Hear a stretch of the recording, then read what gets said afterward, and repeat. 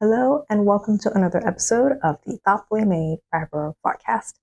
I have recently just filmed a drop spindle tutorial for all the people who come to my online shop and might be looking for resources on how to use some of the things I sell. And I thought that it would be really fun to sit down and show you all the spindles I have. So come take a look and snoop through my spindle collection with me.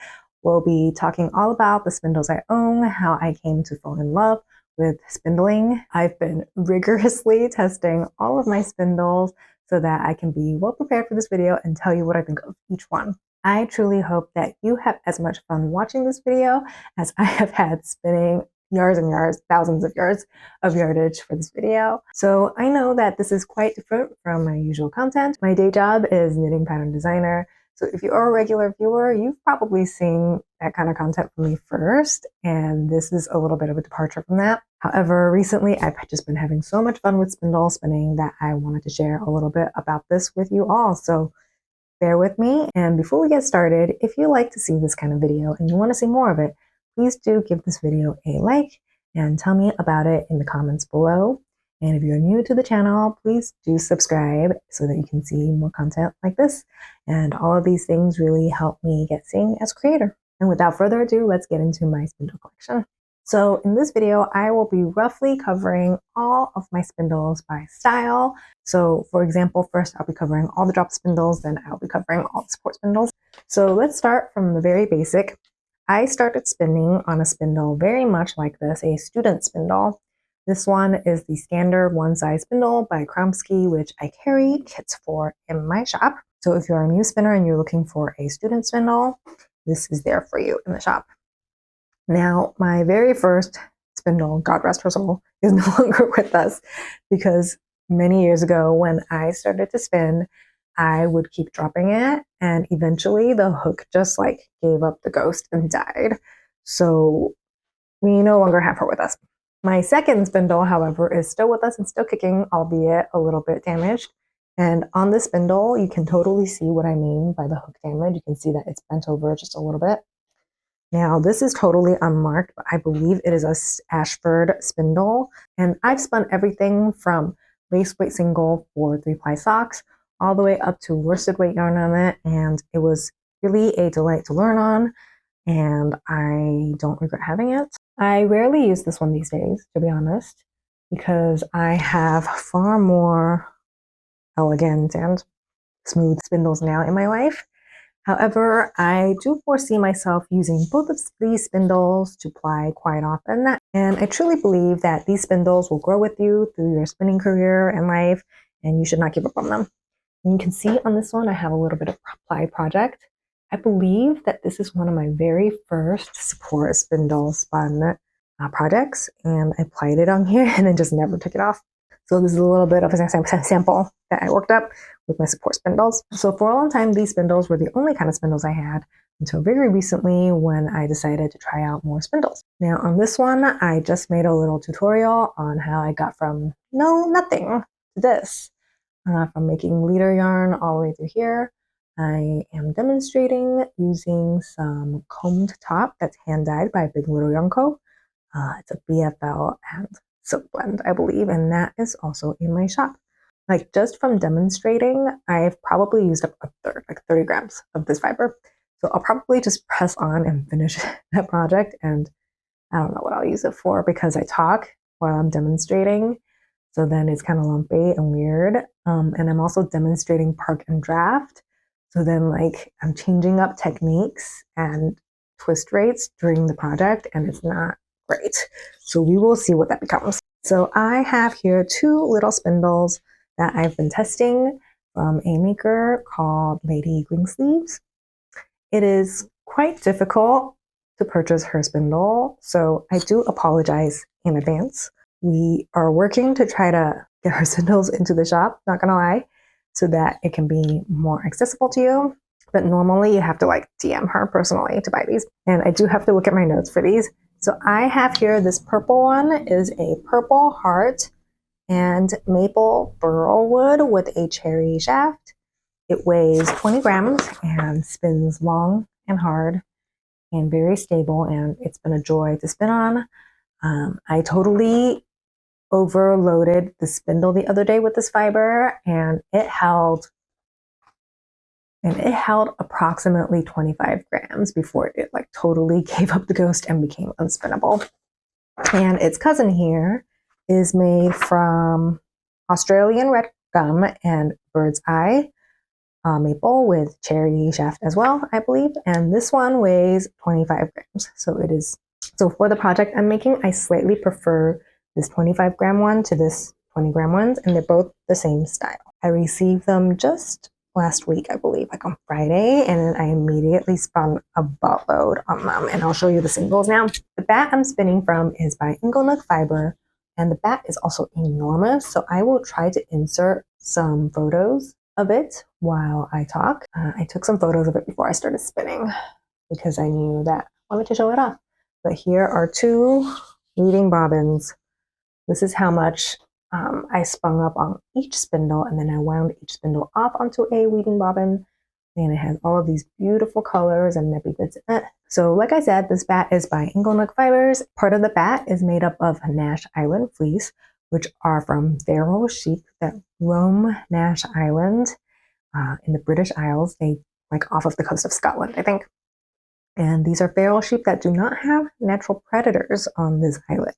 So they just roam around being feral, living their lives. And once a year, some nice folks show up, some fiber folks show up and shear them. So I believe what makes this sheep remarkable is that they roam around eating seaweed and like wash themselves, bathe themselves in the seaweed. So they get a lot of minerals and other things from the seaweed in their diet and also on their fleece. And I can't speak to how they would spin up raw or home processed from fleece because I've never had the good luck of scoring a fleece from them. However, this bat contains some, as well as some merino, polworth, bamboo, and sari silk. And my only regret is that this bat contains too many things for me to truly understand how the Nash Island fleece works up. But that is okay. That is not what this bat is designed for or here for. And nevertheless, I'm enjoying the heck out of the spin. This has been such an enjoyable spin. And I spun up basically all of this, like 50 grams of fiber in probably 36 hours, like not even 2 days. And that's the most I've ever achieved on a spindle at any given time. So that is my Lady Green Sleeves project. I am now spinning the other half of this bat, and I am stripping it into lengthwise, and then stripping it like in half the other way, and spinning each half up on each spindle. So I will hopefully have a rough gradient if I do my color management right and apply all my bobbins in the correct order, which I will do on my wheel. So that is what I have on the Lady Green Sleeves project. As I said, it's working up quickly, and I plan to continue to like speed through this project and spin as much as I can because it's so enjoyable, and I really want to see how it turns out. I've not spun a lot of art bats like this with a huge variegation from end to end, so I'm very excited to see how the color gradation works out and how my color planning works out. I think it's going to work, but the best laid plans can often go awry, so we will see how it all works out very soon. I do think in my spinning lifetime, I will be acquiring more and more. But for a long time, I was a spindle minimalist, and I spun only on a single spindle. And now that I'm branching out, I'm trying to be cautious and not like overly acquire too much.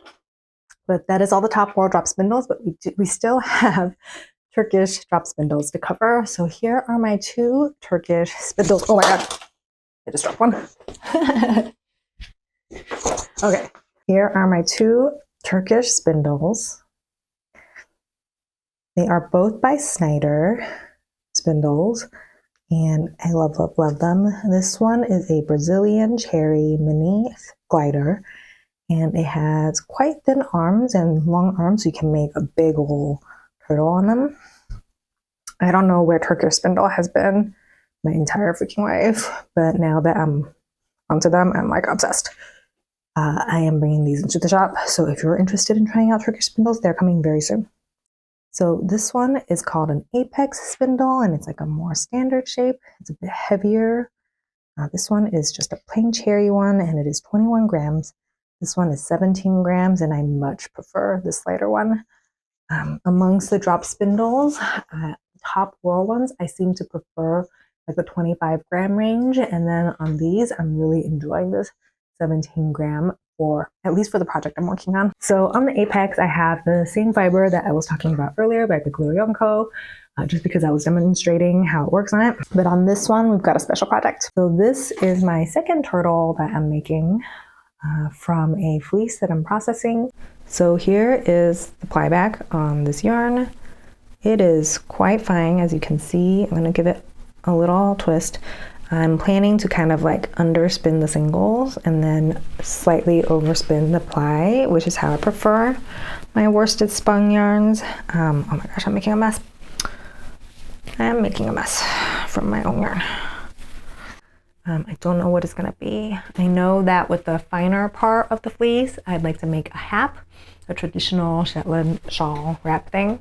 And I'm really very much looking forward to that. But yeah, I don't know why I feel like I have to have every project planned out to a T, but as I spin there, it gives me lots of time to get to know the fleece, get to know the shape, and try to figure out what it wants to grow up to be. So right now I'm gonna try to focus on just enjoying it. So my very first overfilled, not that cute turtle, like it's so overfilled that when I popped it off, it just started to fall apart. But it looks like this, and it was 14 grams of this very fine single. That's been really enjoyable. I spun the first turtle really fast, like I was really just on a roll, blazing ahead. And then I slowed down a bit for the second roll since I introduced my green sleeves spindles into my light and have been spinning on that too. And now I'm just kind of switching back and forth depending on what my mood is. And I'm quite enjoying having multiple spinning projects.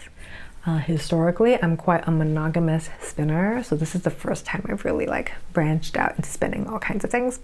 So that is my collection of Turkish spindles. Next, I have a collection of Goddess spindles by Bristlecone, which are available on Ravelry only. I received 2 of them originally as a gift from her because she very much wanted me to try support spindling. And they are such lovely. These are the pong style spindles that are basically just like a shaped stick. And I started with these, and this is no fault of the maker. I did not like them. I even tried to purchase another one from her to try to see like if by having a pair of the same weight, I would enjoy spinning 2 singles or more, but that was not the case. And since then, I've learned that this is user error. I'm fairly sure that these are just very difficult to pick up for a beginner, and I just chose like the worst possible support spindles to learn to support spin on. And now that I am a lot more experienced with support spindling, I do plan to revisit these and really give them like a good, like really learn them. I'm very determined to enjoy these because look how beautiful they are. I think she turns the wood and then she has these little like laser engraved details and hand painted details on them. This one is my favorite. I purchased this one from her Ravelry group and it has strawberries on it. Oh my gosh, my kids also love that one. So I don't really have a finished project. I've just been like aimlessly learning to support spin on these. There's no real project. I think I was spinning some kind of like I was testing out some of the Shetland and some waste thread and carding them together. So those are the singles I've made. So I probably need to ply these off and just like figure out what I'm doing with my life with support spindles. If anyone has any tips on spinning with this style of spindle, please drop them in the comments below. I am struggling, I'm not gonna lie, and I'm so determined to like these because I'm really sure it's user error. So many people have told me that these are very difficult to spin on when they're empty, and then as they fill and get fuller and heavier, they become like better and better. So I think I just need to power through it and spin more and more on it and really commit to it for a project. And then I'll probably love it like I love all my other spindles.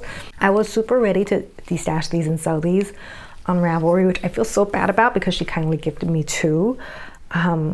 But I'm holding on to them in the hopes that I will get better at working with these pond style spindles. I'm not giving up yet.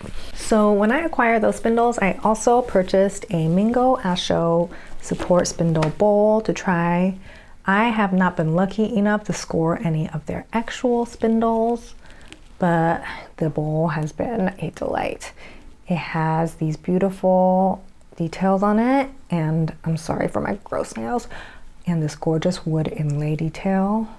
It's a delight to spin on. I haven't felt the need to purchase any other spindle bowls, but this one's getting a little worn. Like I think I've worn down the finishing on it. So I need to refinish the top of it, and then I need to, like there's like a bit here that's missing the finishing. I think I must have dropped something on it or something. You can see that damage there. So I probably need to repair that. And I also want to purchase a few more bowls to test. No problems with this one. I adore it. I love it. It spins wonderfully. The problem with the pond spindles were obviously user error, but once I moved on to other styles of spindles, this one was just fine. This bowl was just fine. But I still want to try out other styles just to see if I take to a different one differently or better, or if it's suitable for different projects, etc. So recently I was talking to my friend Stitched by Shreya, who is also on here, I'll tag her below, about support spindling and what a bad time I was having. And she told me that I should try out Tibetan style spindles and that I would like them better. And so she recommended Woodland Handcrafts, who I'm not gonna lie, I've been like low-key window shopping Woodland Handcrafts for the longest time because they're so beautiful, and I love the beautiful flat lay photos that people post on Instagram with their like filled 20 to 30 support spindles. But I knew that I wasn't a very good spindler, so for the longest time I never pulled the trigger. And Shreya was like, you need to just try it and buy a couple and see what happens, and that's what I did, and I'm so glad I did. So the first two I purchased are these basic styles that they have permanently. These are always available in a variety of woods, and you can always pre-order them, and it takes them like 2 to 3 weeks, sometimes up to 4 weeks to make them. These are their most simple styles, hence why they're always available. They're pretty quick to make for them, like relatively. So I will turn them upside down so you can see the shape. So this one is a bead, and I believe it's an Indian rosewood. And then this one is a purple heart. I really love the graying on the purple heart mushroom, and how cute is the fact that it is a mushroom. So with these spindles, I quickly fell in love with support spindling. I just really clicked with these in a way I didn't with the pond. And now that I'm gaining more and more confidence on them, I feel ready to revisit the pond very soon. And once I really got going on my first real project on those support spindles by Woodland Handcrafts, I went back for another one. Here is one of the ready to ship ones that they make. They update once a Saturday and they sell out in like a second, so you have to be quick. So I purchased this one, which is like a little mushroom. I love the little flared top. Oh my gosh, it's so cute. And the little like different wood bottom. And then when you look at the underside, look at that. It has mushroom gills. Can you freaking believe that? Like, oh my gosh. Look at these different layers of beauty. Oh my goodness. This one is much lighter than the other two, and it's so fast and requires a little bit of an adjustment, and I'm still getting used to it, much like the pond, but I'm getting better with it, and that gives me confidence that I can return to the ponds very soon. So this is my third Woodland Handcrafts, certainly not my last support spindle by them. Adore, adore, love, 10 out of 10, no notes. You may have noticed that all three of these spindles are empty right now because I just finished my first project, yay! This is a set called the 12 Dancing Princesses with, I believe, Rupert's Quarry dowel in it, in this beautiful gradient of colors. I spun each one up on 2 support spindles each. They were like little bat nests, and I split each one up in half. I spun each half on a support spindle, and then I applied them on my Kromsky Symphony wheel, and it was a delight.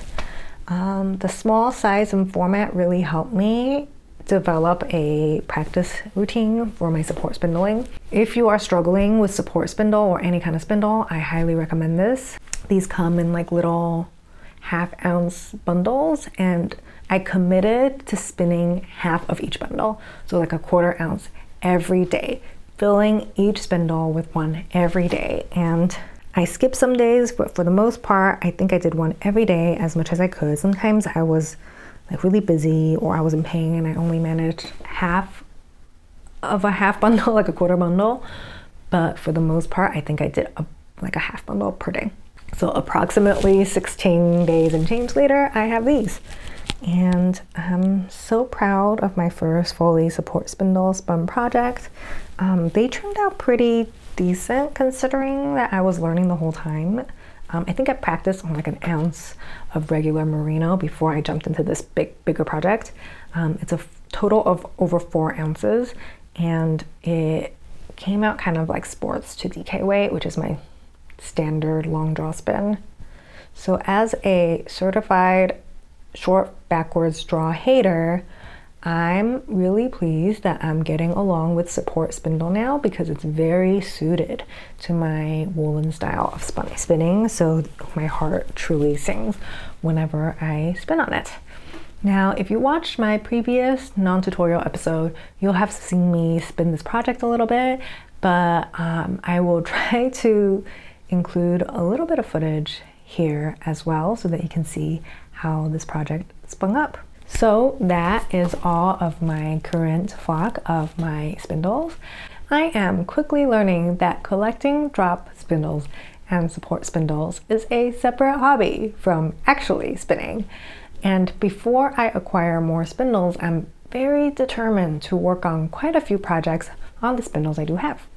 So in the near future, in the next month or so, I'll be trying my darndest to finish as many of my projects as I can. I believe I also have another support spinning project like bat nests on the decks very soon. On my next support spindle project, one of my Instagram mutuals kindly recommended that I stuff it as much as I can to like fill up the support spindle all the way up.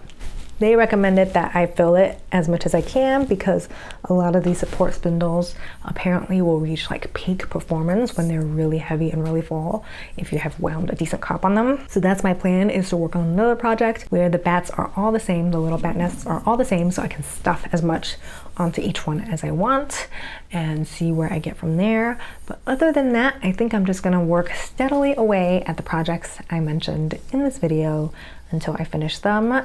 This is already like the most spinning whips I've ever had in my entire life, but having all these beautiful spindles, like works of art available to me, kind of does that, you know? Like it just makes you wanna spin and spin and spin and like see them fill up. It feels so wrong to leave a spindle empty like this. So I can totally see where the attraction comes from.